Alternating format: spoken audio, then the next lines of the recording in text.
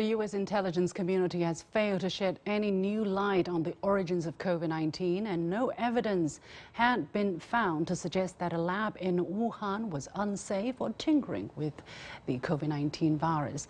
This did not come as a surprise for many, given the deep scientific nature of the origins study's task.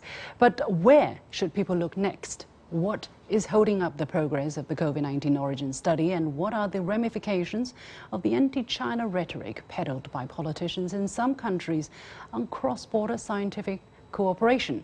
Earlier, I spoke with Professor Sten Vermund, Dean of the Yale School of Public Health, joining us from Connecticut, the United States. Professor Vermund is an infectious disease epidemiologist focusing on diseases in low and middle-income countries. Professor Vermund, thank you very much for joining us. First of all, let's talk about the origins tracing study of COVID-19. Where most likely do you think have COVID-19 originated? How do you regard the equivalence given by some in the scientific community to both the natural origins hypothesis and the lab leak hypothesis? These are excellent questions. We believe that coronaviruses are largely in bat populations, and there were 4 coronaviruses circulating in humans before SARS. Then we had SARS, then we had MERS, now we have the novel coronavirus. So that makes 7 in total. And the previous 6 seem to be of natural origin. And we have not had the good fortune in the case of novel coronavirus to identify a clear intermediate animal host.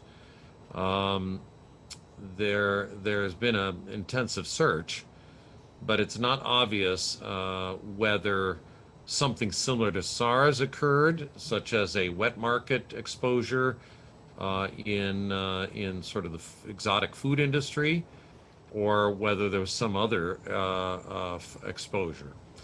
The lab accident hypothesis doesn't have any evidence to back it up, so it remains just that, just a hypothesis. So, but by and large, you believe the novel coronavirus came from nature? It's far more likely that it came from nature than through some laboratory accident. The virology lab in Wuhan, as with modern virology labs around the world, take extraordinary precautions for the security of their products, and the personal protective equipment for virologists working with potentially serious agents is very fastidious, and I think it would be very improbable that a lab accident were responsible for this release.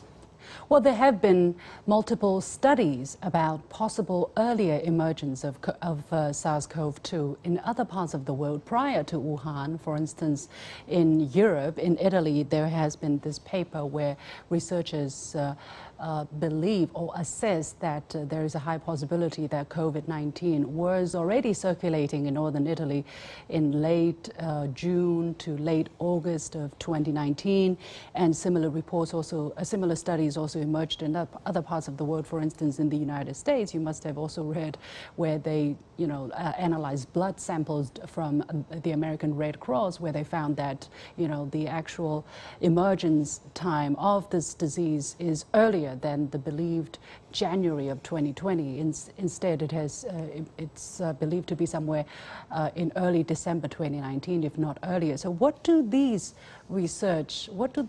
findings reveal to you about what may have happened before Wuhan? These are intriguing and confusing reports. We had the same phenomenon with HIV.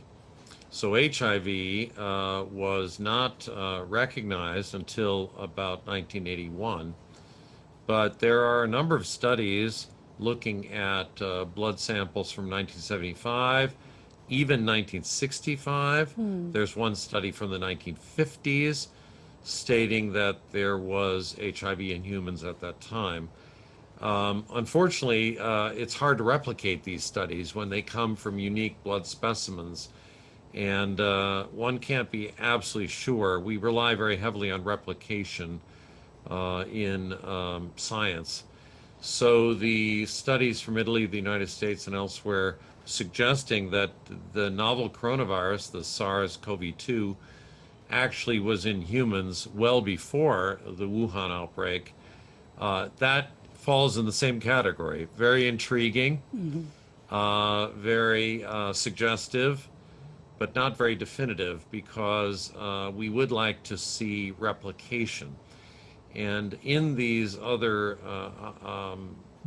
reports, they were not associated with a clinical outbreak, and so we didn't fill up the hospitals with patients.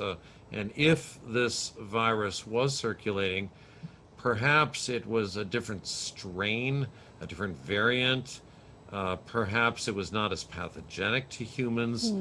And these are the sorts of things people are trying to investigate right now.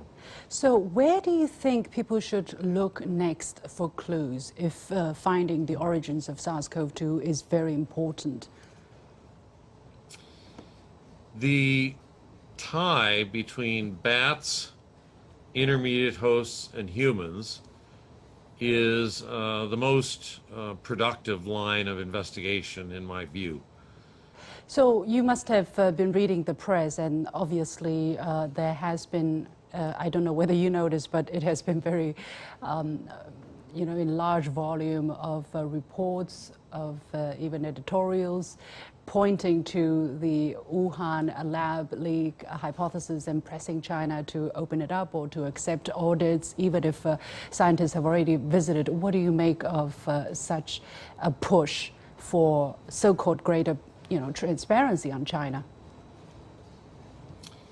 Well, I don't think it should be unique to China. I think all of the world's virology labs and biology labs that handle potentially dangerous substances should cooperate with the World Health Organization, and they should cooperate with each other to try to maintain safety standards at the highest level.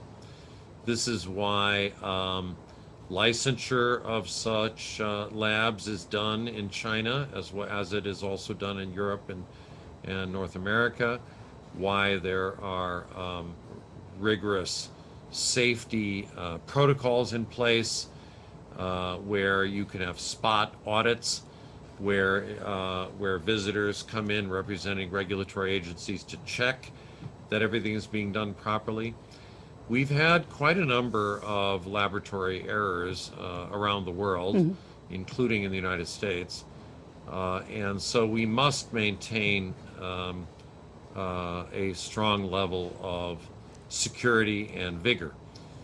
In the United States, you may recall in 2001, the month after 9/11, we had the anthrax outbreak. Right. And this was a bioterrorism event that seems to have been promulgated by a former employee of a major biosecure laboratory, and it looks like he stole the anthrax spores from the laboratory and used them for domestic bioterrorism.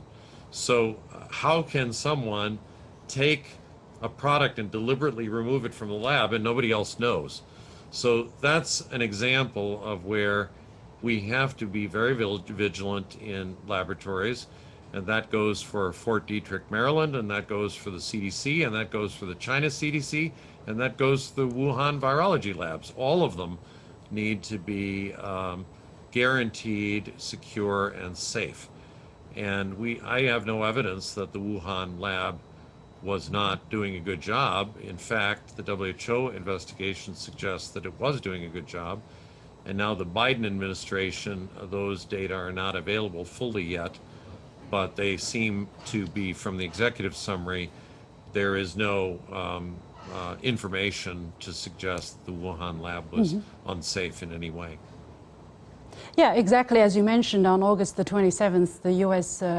Intelligence community, after a 90-day investigation, failed to come to any kind of conclusive assessment as to the origins of COVID-19.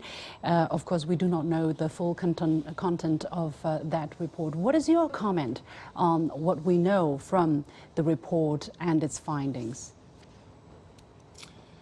Well, I only know what I've read, which is limited, similar to what you've read. And it looks like it will be an inconclusive report.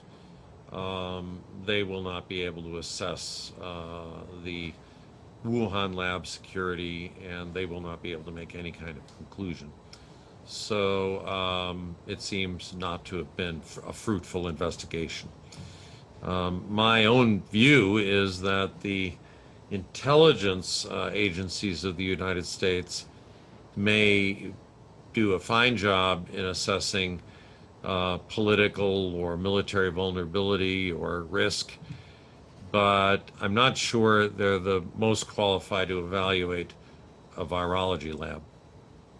What do you think has led to the current impasse or pause, let's say, in the progress towards understanding the origins of COVID-19? What do you think are the forces that, if there are any, that have been behind such a stalemate? That's an excellent question. Scientists like to collaborate with each other, and politics rarely interferes. We would like to get to the bottom of a mystery and find out where, for example, coronavirus came from. I would love to have a bilateral arrangement, the Chinese government, U.S. government, both fund teams that would actually work together, study coronaviruses, study potential intermediate hosts, try to get to the bottom of the origin of the virus. If they want to look at laboratory safety, they can do that too. Right now, our collegial relations are not what they used to be. No. I can imagine a study like that being done 10 years ago, and both governments being very supportive. But today, we are paying the price of the anti-Sino rhetoric of our previous president. And I think our Congress has, unfortunately, taken a sort of negative view of China.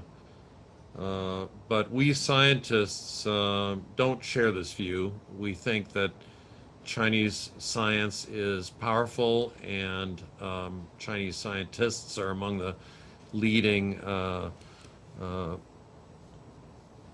thinkers worldwide. And we welcome the opportunity to collaborate with Chinese scientists to get to the bottom of important medical mysteries.